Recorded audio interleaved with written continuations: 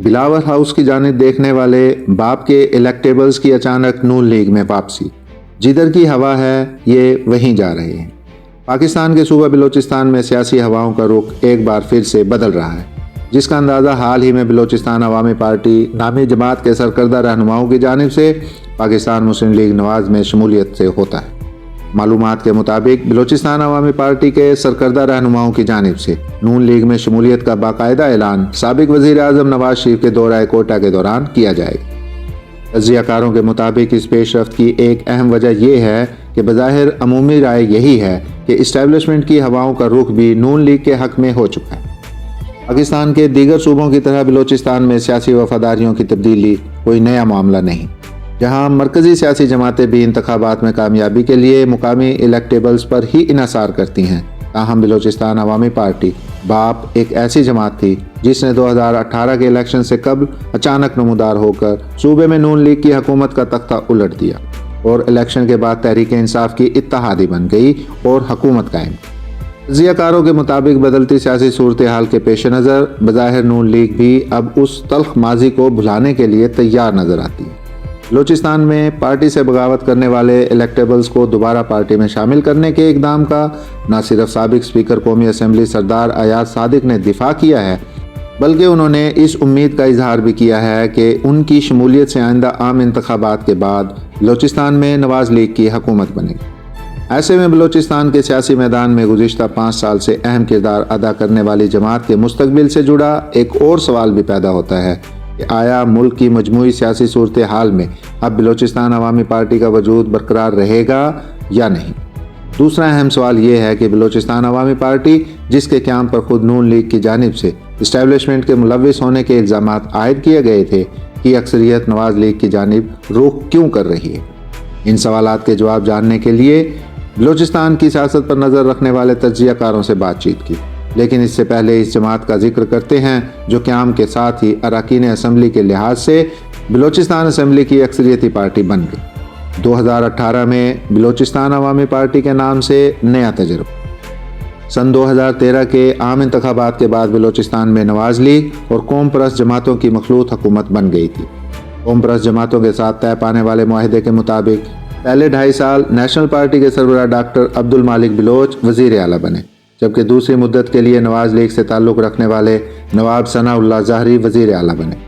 تاہم نواز لیگ کے الیکٹیبلز کی بغاوت کی وجہ سے ثناء اللہ ظاہری اپنی مدت پوری نہیں کر سکے۔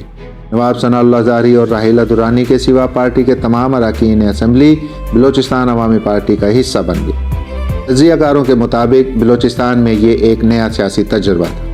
بلوچستان عوامی پارٹی کو بنانے میں سابق وزیر اعلیٰ میر عبد القدوس بزنجو، موجودہ نگران وزیر اعلیٰ انوار الحق کاکڑ سمیت بعض دیگر لوگ بھی شامل تھے۔ ایک نئی جماعت تو بن گئی، لیکن آغاز سے ہی اسے اندرونی اختلافات اور اقتدار کی جنگ کا سامنا رہا، جس میں پہلے پارٹی رہنما جام کمال خان کو وزارت اعلیٰ سے استعفیٰ دینا پڑا، جس کے بعد عبد القدوس بزنجو وزارت اعلیٰ کے منصب پر فائز ہوئے۔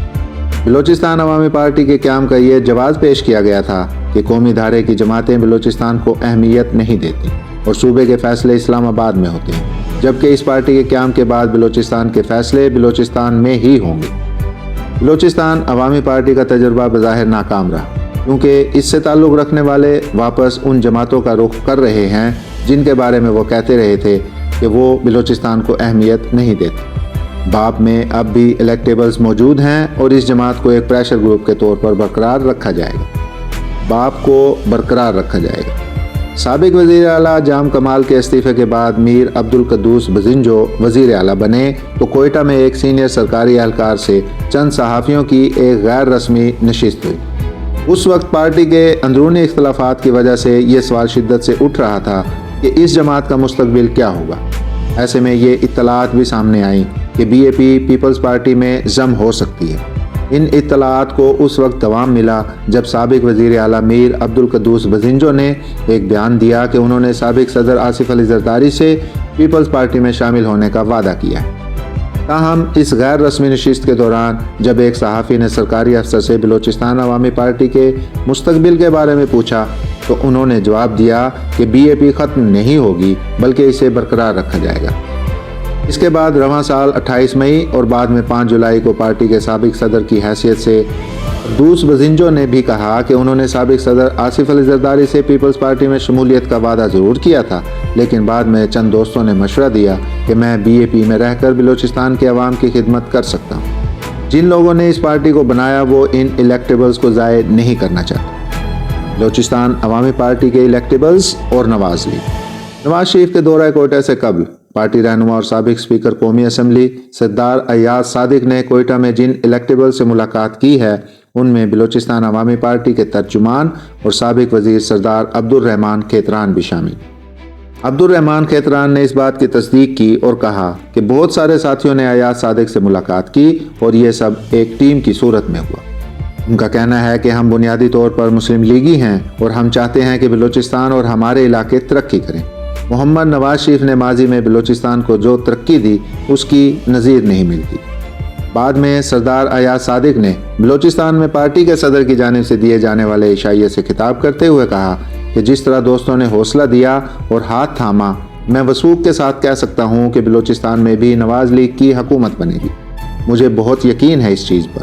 واضح رہے کہ حال ہی میں پاکستان مسلم لیگ نواز نے MQM کے ساتھ کراچی اور سندھ میں انتخابی اتحاد کا اعلان کیا۔ اس تقریب میں بلوچستان عوامی پارٹی کے سابق اراکین اسمبلی کی بڑی تعداد موجود تھی۔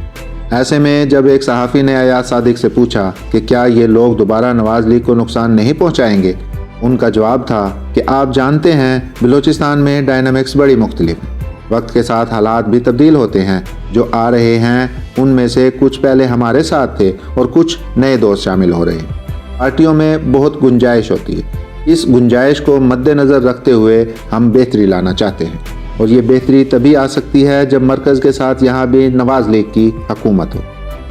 ہواؤں کا رخ نواز لیگ کی طرف ہے۔ بلوچستان میں ہونے والی یہ پیش رفت اس لحاظ سے بھی دلچسپ ہے کیونکہ اس سے کچھ عرصہ پہلے تک مقامی الیکٹیبلز کی جانب سے پیپلز پارٹی سے رابطے عروج پر تھے۔ پھر اچانک ایسا کیا ہوا کہ ہواؤں کا رخ بالکل الٹی سمت میں چلنا شروع ہو گیا۔ پہلے کے مقابلے میں اب صورتحال نواز لیگ کے حق میں تبدیل ہو چکی ہے۔ ایک سال پہلے آپ نے دیکھا کہ یہاں کے بڑے الیکٹیبلز کی لائنیں بلاول ہاؤس کے سامنے لگی ہوئی تھی، لیکن جب سے نگران حکومت بنی ہے تو ہواؤں کا رخ نون لیگ کی جانب ہے۔ اس لیے یہ لوگ پیپلز پارٹی کی بجائے نون لیگ کی طرف جا رہے ہیں۔ وفاداریاں تبدیل کرنے والے جانتے ہیں کہ کہاں جانا ہے۔ جس طرف ہوا چلتی ہے یا جس طرف کا سگنل ملتا ہے تو وہاں جاتے ہیں۔ اس لیے یہ لوگ پیپلز پارٹی کی بجائے نون لیگ کی طرف جا رہے ہیں۔ تحریک انصاف کی پنجاب میں کافی حمایت ہے، جہاں پیپلز پارٹی کا زیادہ اثر و رسوخ نہیں رہا، اور ایسے میں چونکہ اصل لڑائی پنجاب میں ہے جہاں تحریک انصاف کا مقابلہ نون لیگ ہی کر سکتی ہے، اس لیے ہوائیں بھی اسی کے حق میں بدل گئی ہیں، جس کے نتیجے میں الیکٹیبلز اس کی طرف جا رہے ہیں۔ کیونکہ تحریک انصاف زیر عتاب ہے اور اس کے لیے لیول پلینگ فیلڈ نہیں، اس لیے الیکٹیبلز یہ دیکھ رہے ہیں کہ مجموعی طور پر پلینگ فیلڈ نواز شریف کے حق میں ہے، اور ان میں سے زیادہ تر کی کوشش یہی ہے کہ وہ نواز لیگ میں جگہ بنا لیں۔ سیاست میں اخلاقیات کا عمل دخل کم ہوتا ہے۔ زیادہ تر سیاسی جماعتیں یہ نہیں دیکھتی کہ کس کا ماضی کیا ہے، بلکہ ان کے رہنما 99% یہ دیکھتے ہیں کہ میرا امیدوار جیت جائے، اس لیے وہ کہتے ہیں کہ جو الیکٹیبلز آ رہے ہیں ان کو لے لو۔